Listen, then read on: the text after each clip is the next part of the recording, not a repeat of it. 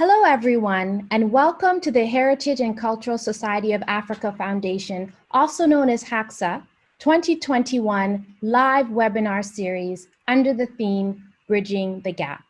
Thank you for joining us. My name is Yvonne Bochwe, and I am the representative for the Ghana branch of the HACSA Foundation. Our theme for this series is Bridging the Gap. It explores the various ways in which we can eliminate the linguistic, cultural, social, geographic, or trade-related barriers that keep the African diaspora apart. For our third webinar in this series, and in celebration of International Women's Month, we are honored to speak with a woman who chooses to challenge, Dr. Samantha Tross. I now officially welcome you to an interview with Dr. Samantha Tross, the first Black female consultant orthopedic surgeon in the United Kingdom. Our topic of discussion is blazing a trail for diaspora women. Welcome, Dr. Tross, and thank you so much for joining us today to discuss the topic of blazing a trail for diaspora women. Hello. Dr. Tross. Hello, lovely to be here. Such a pleasure to have you here. So we'll start with our first question. When you were 11, your family moved from Guyana to England. Kindly describe the cultural transition from life in Guyana to life in England. Thank you for that question. Well, it was quite a culture shock. I don't know how many of the viewers know about Guyana.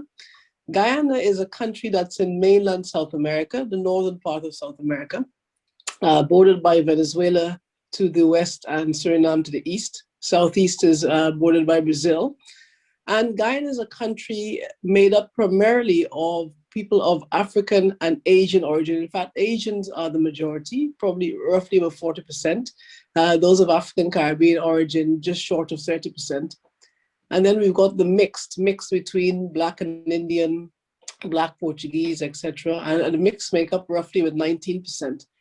And 0.5% is made up of Europeans, Portuguese, and the Chinese. And the rest, just sort of 10%, are of the indigenous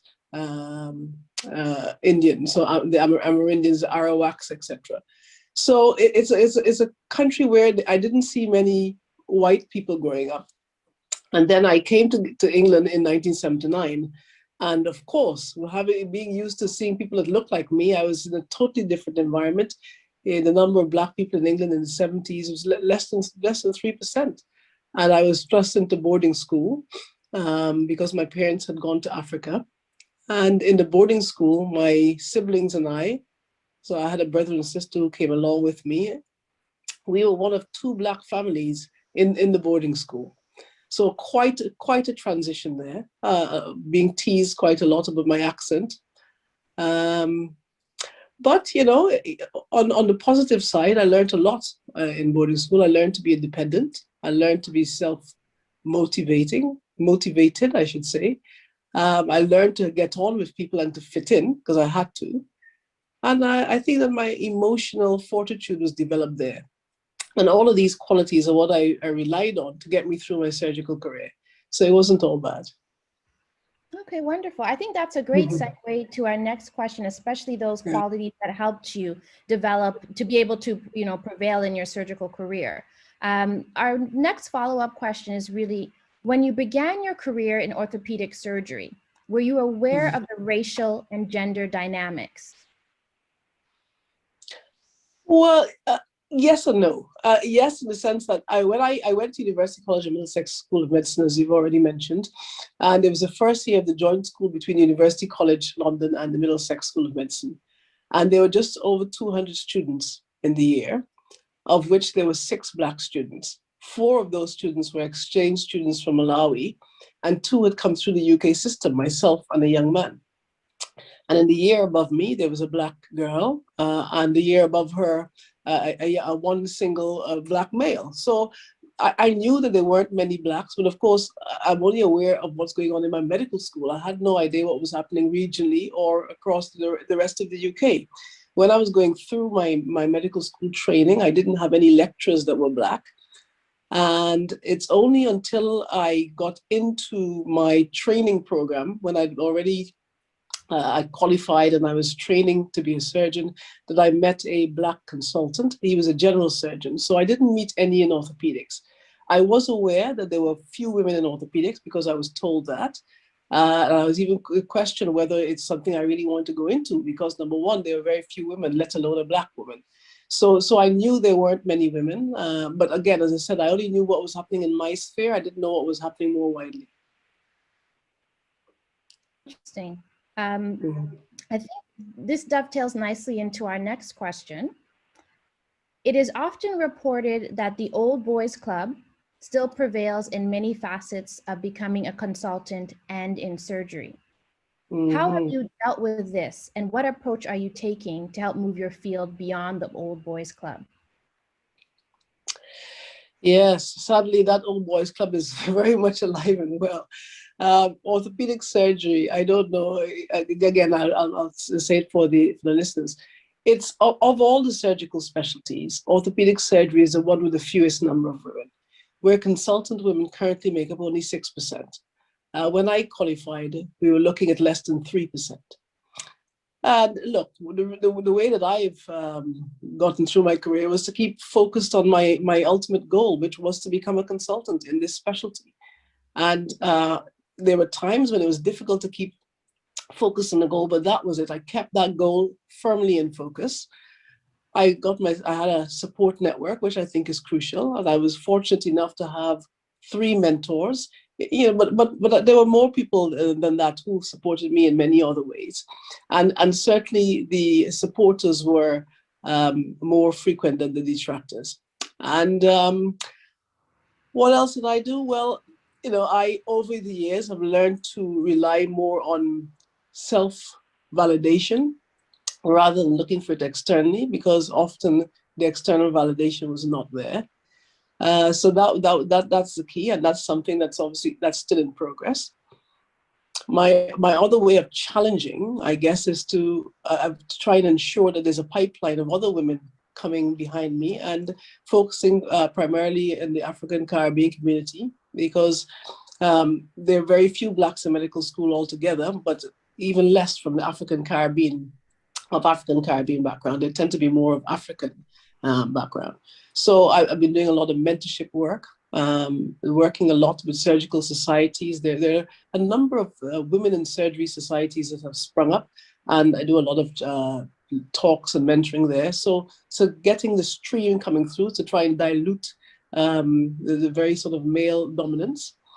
I've also kept on challenging. So trying to push through and not being put off when barriers have been put in front of me. Because I think that that's part of the benefit of having grown up in Guyana and seeing people around me in positions of authority. It made me have that inner belief that it was definitely possible. So that has enabled me, I think, to challenge in some ways. And recently, what I've started to do is to get more involved within the college and societies to try and change the landscape. And I was very much involved in a recent diversity review that was commissioned by the Royal College of Surgeons of England to try and improve the diversity within the college and the wider surgical societies. So in these ways, I think that I challenge, making sure that I support other women coming behind me, having myself a support network, keeping focused, and then getting in the institutions and trying to shake things up from within. That's wonderful. We know that the support is truly what makes the difference, and then also being able to focus on what you can do to be able to bring those that are behind you up as well. So thank you for that. Our follow-up question really is just to dive deeper a little bit into your first. So you have earned the recognition of not only being the first Black female consultant orthopedic surgeon in the United Kingdom, but also for being the first woman to perform macro robotic hip surgery. Now, of course, we'd like to know, what is Mako surgery? And in this journey of firsts, did you face any challenges that made you question your path? I know you discussed it a little bit in your previous answers, but we could explore it a little bit more in detail. Well, first of all, there are different types of robotic surgery, and the surgery that I'm talking about, or that you've just mentioned, is where one has the robot to define specific surgical parameters. Thereafter, the surgeon actually does the operation. So it's not a robot that's doing the operation, but there's a robotic device that's a handheld piece that will not allow you to go beyond the parameters that you have set preoperatively. Now, there is the option during the operation, if you're not happy with those parameters, to change them. And then thereafter, the device would not let you go beyond. So if you're attempting to remove a certain amount of bone, it will not let you go beyond 0.5 millimeter, beyond what you intended to do. So it's about it's about reproducibility when you're doing the surgery, accuracy and reproducibility. So that's what the Mako robotic device is about. But there are other robotic systems around. So the question was, let me get it right. What supporters I've had and what challenges. Look, I've had many challenges: sexism, racism, bullying. I would say more sexism than racism. I think that's perhaps because of the surgical specialty in which there are a few number of women. Examples like, and sometimes, it's very hard to actually put a finger on what things are. They're little microaggressions, and you're not quite sure because it's not always overt, but it's there nevertheless, gently eating away at you. I remember once being in a particular hospital, and when you're doing your surgical training, sometimes your surgeons, your consultants would ask you to assist them doing their private work. It's not something that we do commonly now, but in the past it was commonly done. And most surgeons, because it's in your spare time, would actually remunerate you for attending and assisting. And I had a year prior to this where this was the norm, and every time I'd assisted my consultant, they paid me for my time, and usually straight after the operation. So I went to a particular hospital, and 3 months in, and I'd been asked on numerous occasions in my spare time to go and assist this particular consultant, and he'd never paid me. And I was a bit curious about this, but for me, I'm always trying to look on the positive side. And I thought to myself, well, look, obviously they don't pay here, but at the end of the day, you're getting extra surgical experience, and this can only be a good thing. But it so happened that I met up with some of my other trainees, and the guy who was at the hospital the year before me, who happened to be white, middle class, went to Eton, but I must have broached the subject with him because I'm not sure it came up, but I'm sure I must have asked if he had been asked to assist and had he been paid. And he said, yes, he'd been asked to assist. And yes, he had been paid, and immediately after every operation. So, of course, this is something that infuriated me, because discrimination of any kind is not something that I can tolerate. And I did bring that up with my consultant the following day.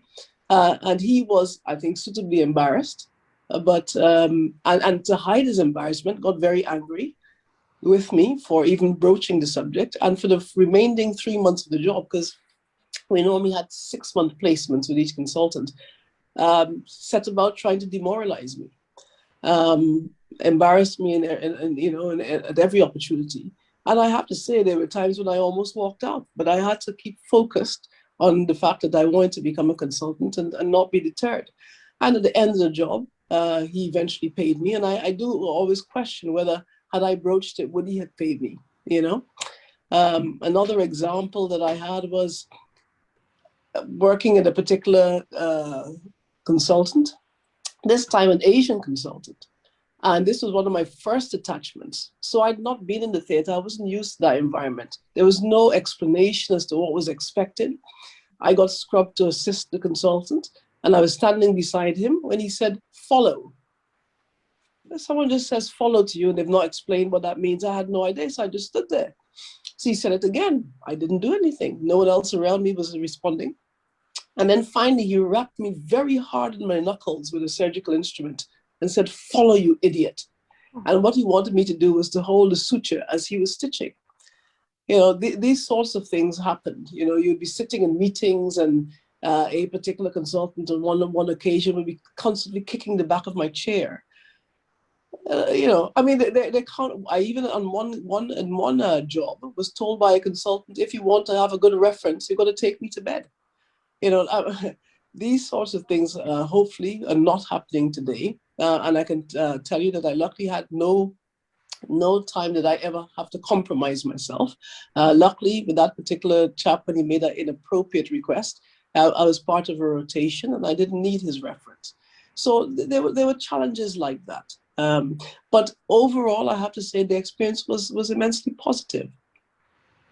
And in terms of allyship, you did ask that question, coming back to that. Yes, as I said to you, I had mentors who really stood up for me. And I was lucky because I didn't have to ask for mentors. They saw something in me that they wanted to support.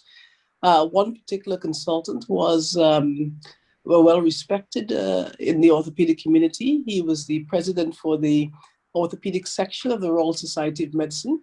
And whenever there were presidential events or any prestigious event, he would always invite me along. And he was always sending me to meet other influential people within the orthopedic sphere. Even when I didn't want to go, he was always there trying to push me. So that's someone within orthopedics. I had a general surgeon who, as I said, although he was outside of my field, was always there, willing to support, always checking up on me. And he did that throughout my career. And I do remember, yes. So this story, which is quite funny, the same general surgeon I just mentioned, very, proper Englishman. And my consultant, a previous consultant, he's retired now from my current hospital, said that they worked together in a private hospital. And he'd met this chap on numerous occasions in the surgeon's coffee room. And he had tried to engage with him, but this chap had never given him the time of day. But one day he was in there and the chap came up to him and said, "Hello, you're from Ealing Hospital, aren't you?" And he said, "Yes." And he said, "Well, I have a trainee who's applying for a job at your hospital and you must give her the job." And he said he was a little stunned as to, and he was wondering to himself, who the devil is this woman this man wants to support? So, I've definitely had, and that's just one of many stories. So I've been fortunate. Thank you. It's nice to know the balance. For those of you that are just joining us, in celebration of International Women's Month, we are fortunate to be speaking with Dr. Samantha Tross, the first Black female orthopedic surgeon in the United Kingdom, on the topic of blazing a trail for diaspora women. Was just describing some of the challenges and some of the moments of allyship that have spurred her on to being able to know that the medical field is moving in the right direction in terms of racial and gender politics. Dr. Tross, did you want to add any additional examples? Oh, sure. So which one are you talking about, positive or negative? You wanted to give some of both? I'm still reeling from the wrapping on your knuckles with the suture and also with respect to the sexual proposition. I'm still reeling from those, but I'm definitely comforted by the fact that your other, really persuaded them to give you the job at Ealing. That, really kind of balances things out. So maybe one negative and an additional positive, so we have an equal balance, a nice balance. Sure. In one particular hospital I was working at, whenever somebody went off sick unexpectedly, I found that I was always the one being asked to cover.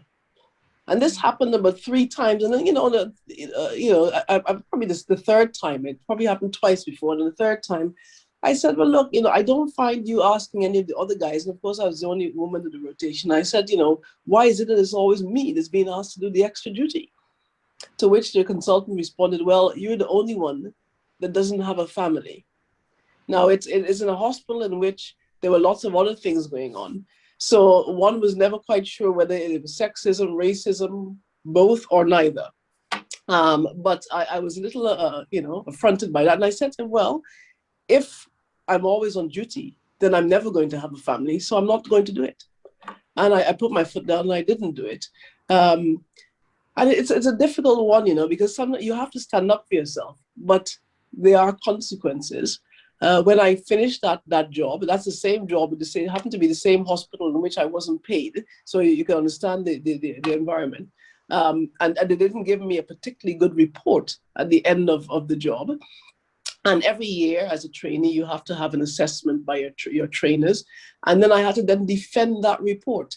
So not only are you, in a sense, punished in the moment, but again, secondarily, because you then have to go and defend yourself again. So that was quite trying.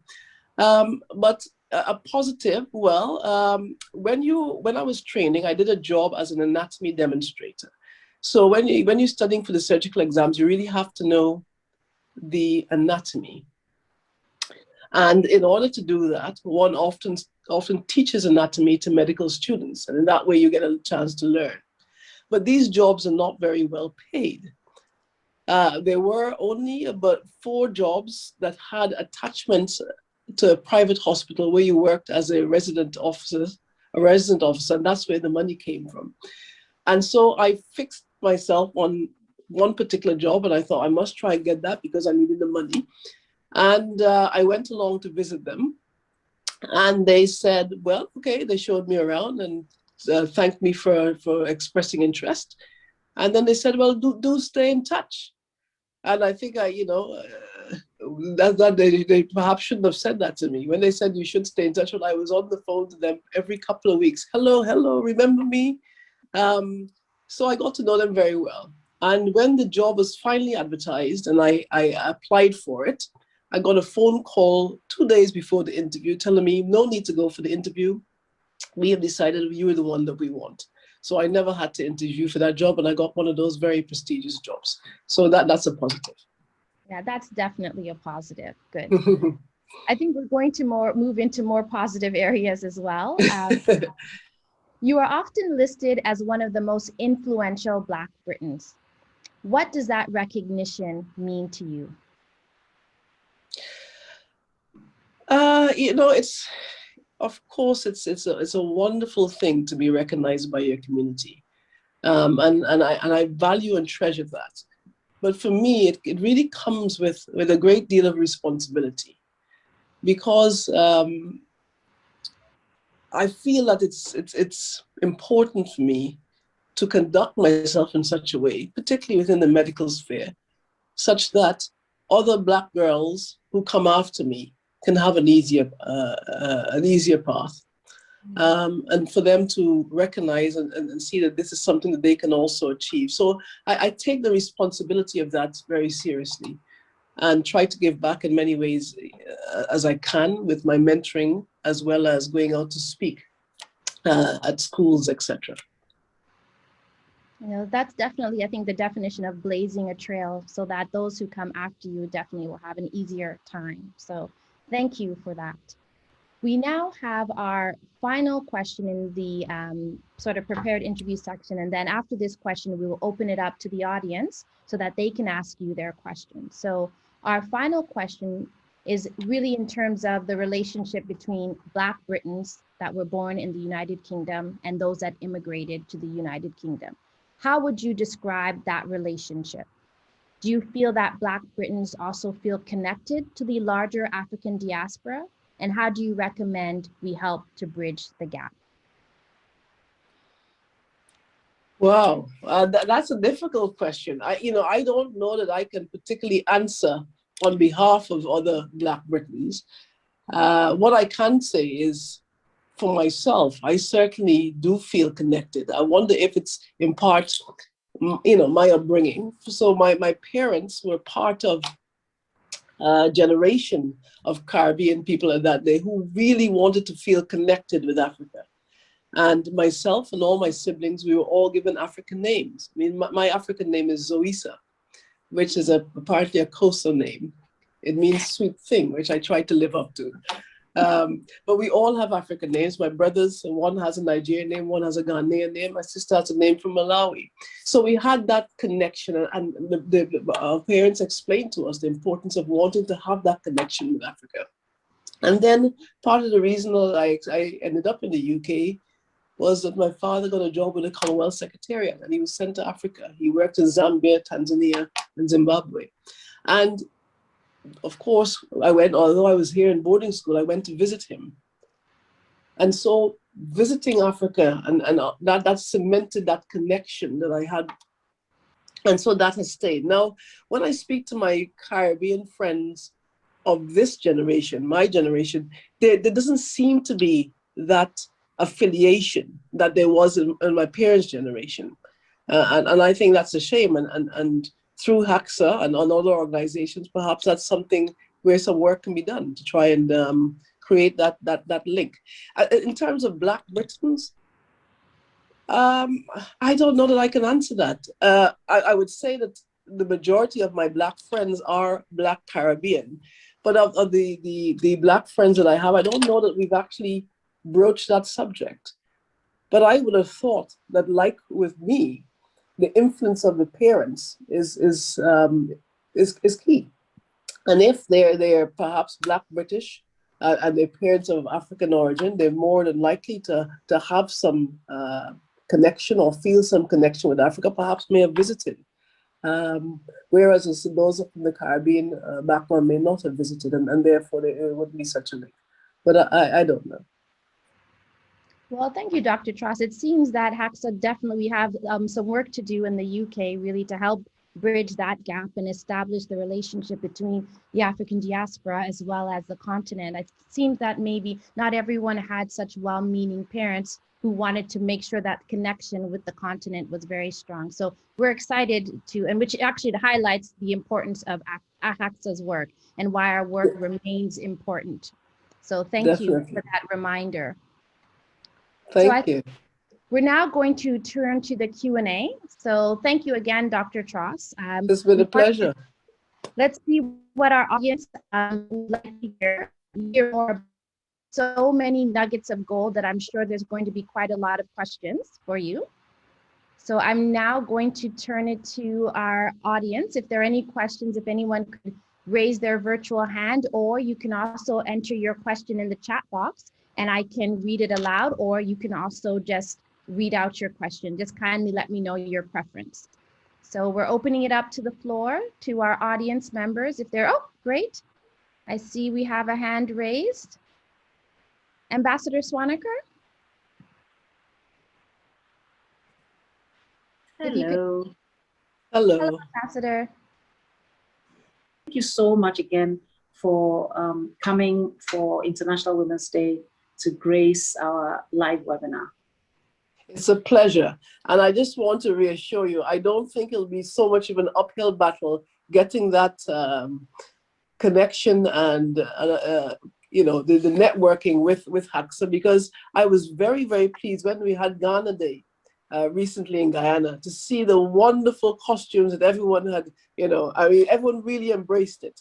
So, you know, I think there's my parents' generation, there's my generation, and then the younger ones. I think the younger ones, with all the Black Lives Matter and everything going on, I think they are looking to reconnect. And so I really feel that the timing couldn't be better with HACSA trying to move into Guyana, and I will do everything I can to help with that. Thank you.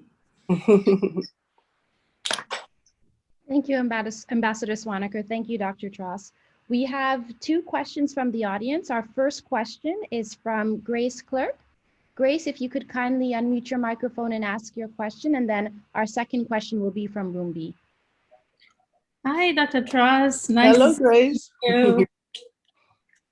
I like when you said focus on the goal, because when you were a minority in healthcare field, that's what I did. Was I want to be a nurse, I want to have my master's, I want to be a nurse practitioner, and nothing any professor will say will deter me.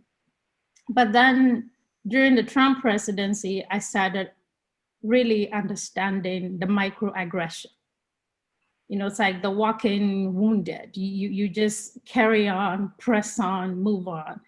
But so I took a job in education because I never had a nursing professor that looked like me, you know, in my school years. So since Black Lives Matter happened, or still we experience that, now it's become my job to be the one to educate the majority what sexism, racism is. And because it's on a micro level, it's hard to educate, you know. It's hard to explain to a colleague, well, this is not right. When you describe a patient as a Black person who is not compliant of A, B, C, and D, and you deem them, you blame them based on their race for the disease they have, that's not correct. But my question is, what are some of the interventions you've seen that works in increasing diversity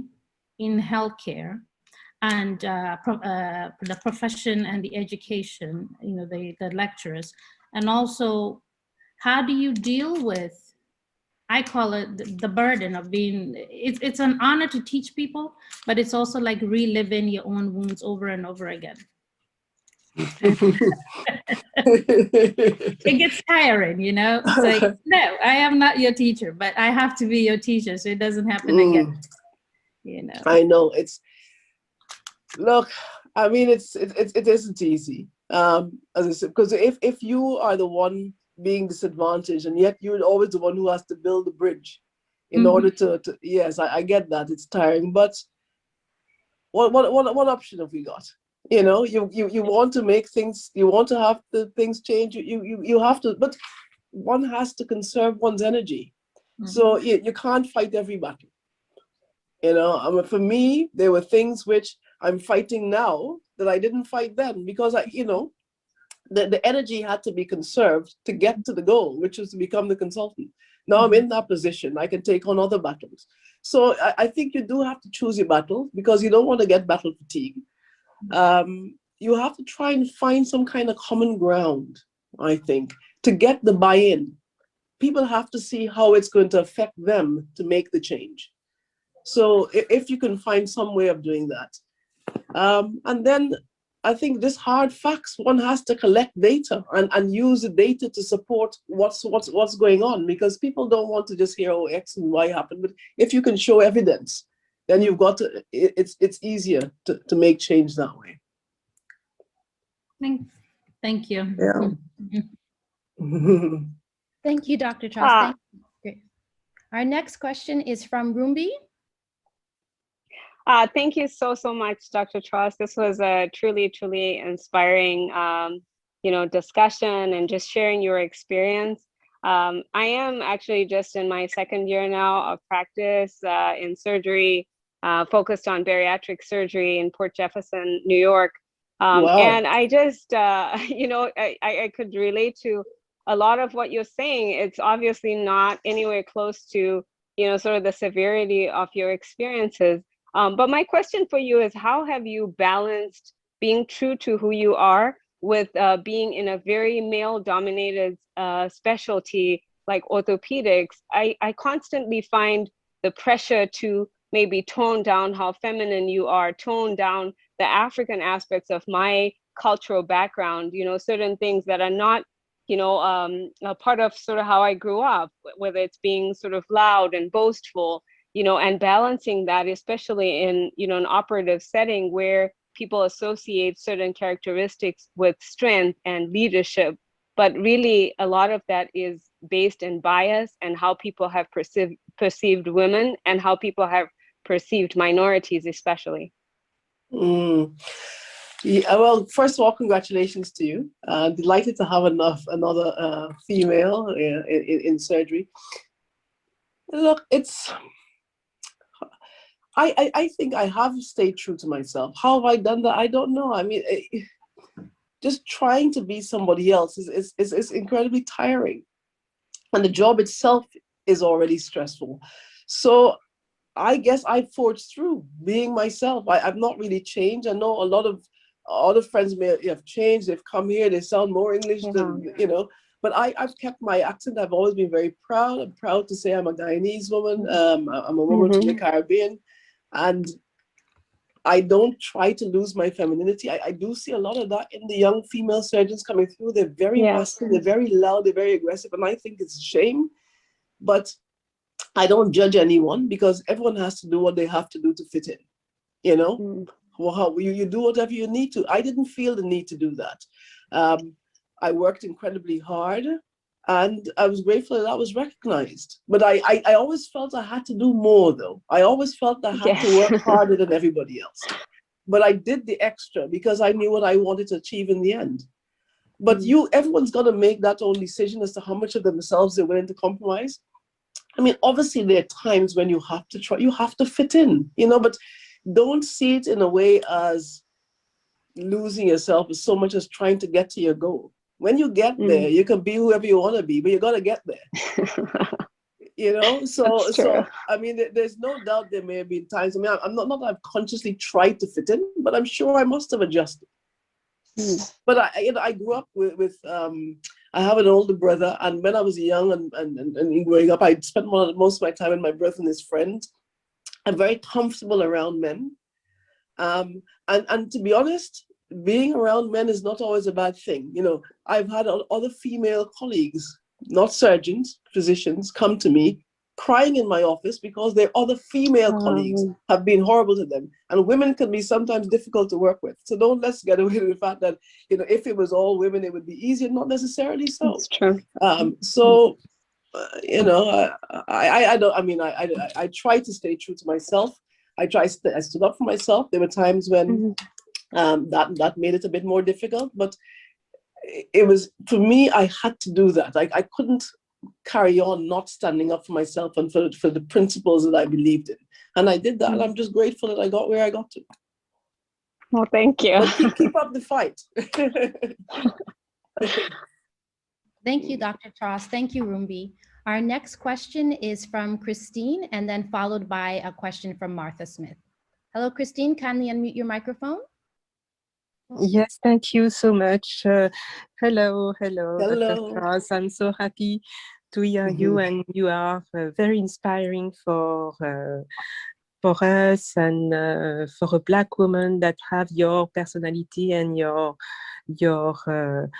force, how did you do that with femininity too? My question is for the transmission to the young generation. If